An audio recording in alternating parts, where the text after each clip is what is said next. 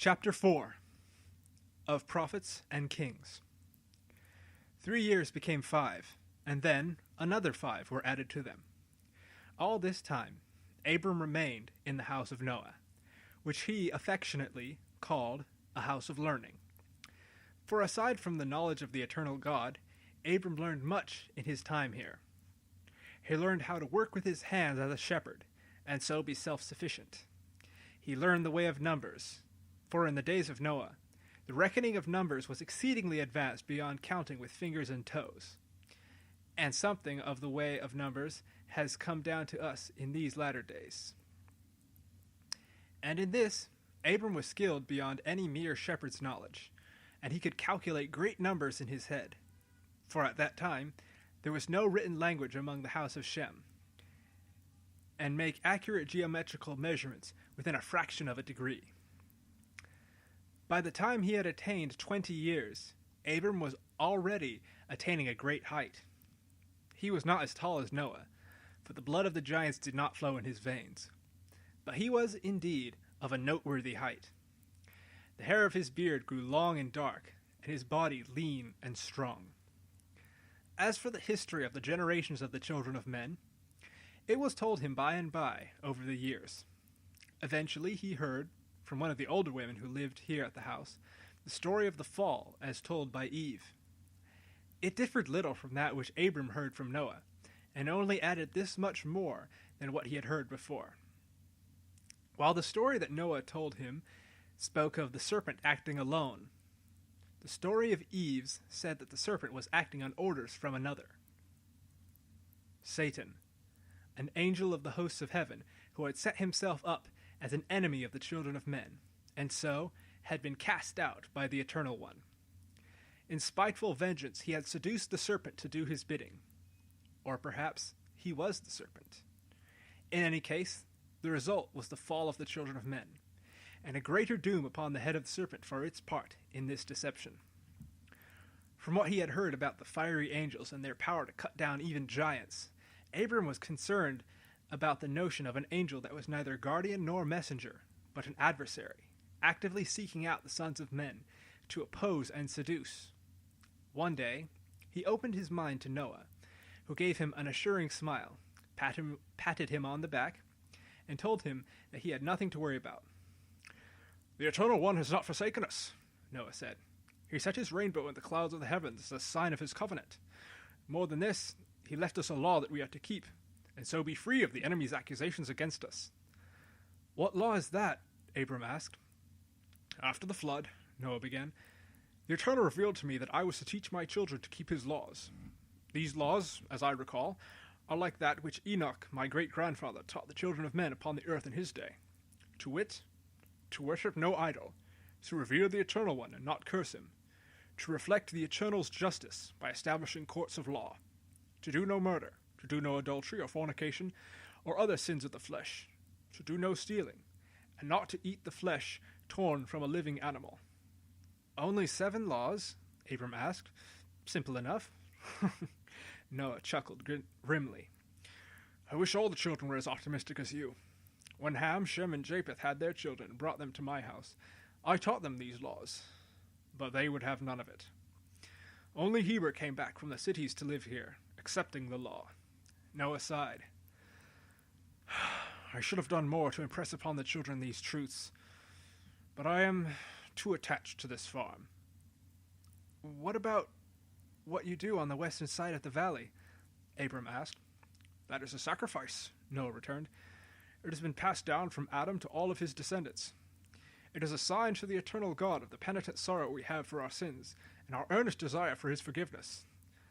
"What sacrifices does the Eternal accept?" Abram asked. "Only the best and healthiest animal of the flock," Noah continued.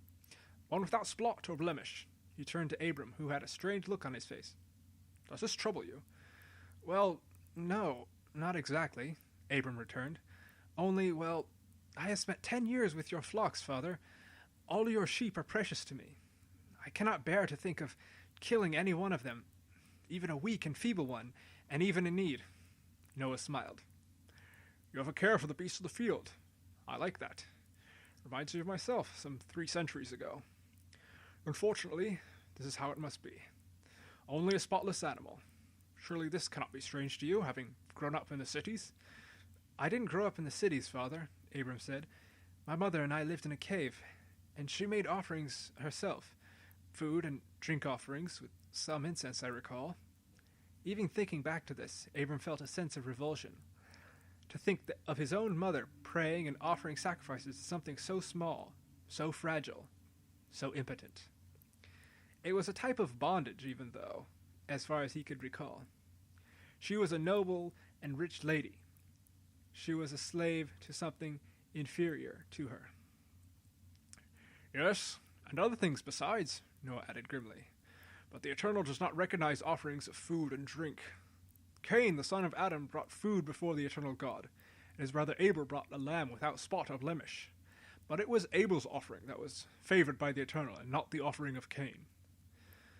But rather than repent of the sin in his heart, Cain hated his brother because he did well and was honored by the Eternal, while he did as he would and was not honored. So then, one day, while they were both out in the field, Cain found pretext to bring aught against his brother." "What happened?" Abram asked. "Something like this," Noah began. "Now Cain was a tiller of the ground, and Abel was a shepherd. And one of Abel's sheep passed through Cain's field, and he was sorely angered. And he told his brother to remove his flock from his field.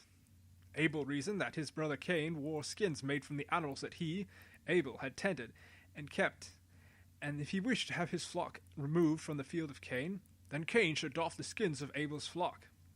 To that Cain answered and said, 'If I kill you, who will require your blood from me?' To which Abel said, 'The Eternal will require it of you, for he made the earth, and we who dwell upon it, and he is the judge and arbiter.' But this did nothing to assay Cain's wrath, and it came to pass that Cain rose up and slew his brother Abel, and hid his body in the dust." "Did the Eternal require his blood from him?" Abram asked. "Yes," Noah nodded. "He cursed Cain to wander the earth as a fugitive, and that he would no longer receive the increase of the ground that he would till. Yet even in this the Eternal showed 3 mercies. First, he mocked Cain so that no man would slay him. Second, he declared that Cain should be avenged 7-fold upon whosoever slayeth him. And third, he permitted his sister to travel with him in his wandering into the land of Nod, and so he was allowed to live for a time and to marry." "He married his sister?" Abram asked. "Well, yes," Noah replied, almost surprised that the man would make objection to this. "Before the flood, we were all the children of Adam, and now after the flood, you are all my children. Some take issue with this truth, though I cannot fathom wherefore. It is impossible to marry one who is not related to you through my 3 sons, and even if it were, there is something to be said against such." "What do you mean?" Abram asked. "Well, the years passed on after Cain departed from the presence of the Eternal God," Noah continued. "Adam had another child with his wife Eve, the first of whose name was Seth. From him came the house of Seth, who kept, for the most part, the knowledge of the Eternal God alive. Cain began his own house in exile, which eventually ceased to be exiled from us when we began marrying them. But from that union came abominable things." "Why?" Abram asked. "The house of Cain had forsaken the Eternal God," Noah said. "And when they were bounded to us, they taught us to forsake him as well.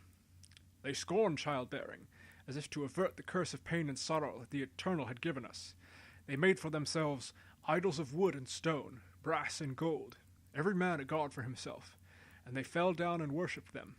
Thus they became a proverb. A man would take an axe to a tree to cut down wood for himself, to make a fire upon which he would bake cakes of flour.